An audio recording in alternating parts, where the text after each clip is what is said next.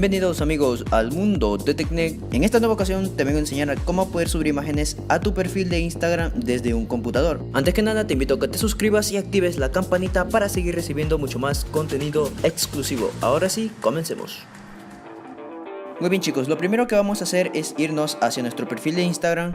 En este caso estoy utilizando el navegador Google Chrome. Como pueden observar, voy a irme a la parte de mi perfil.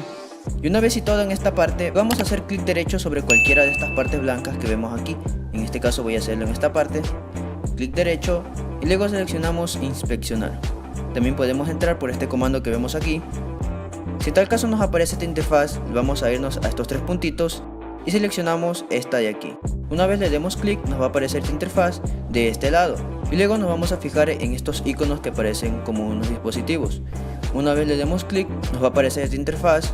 En este caso vamos a hacer clic donde dice Responsive y aquí podemos elegir la gama de diferentes teléfonos. En este caso voy a elegir la interfaz de un iPhone 6. Y una vez hecho eso, simplemente le damos clic en recargar la página.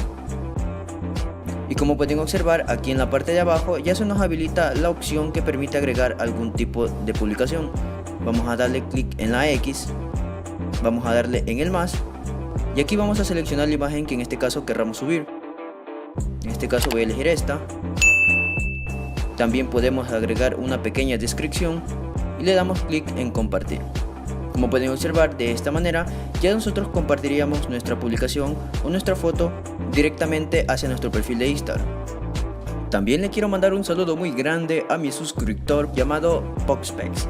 Y bueno amigos, hasta aquí yo me quedo. Mi nombre es Alejandro del mundo de Tecnec y nos vemos en un próximo video. Adiós amigos.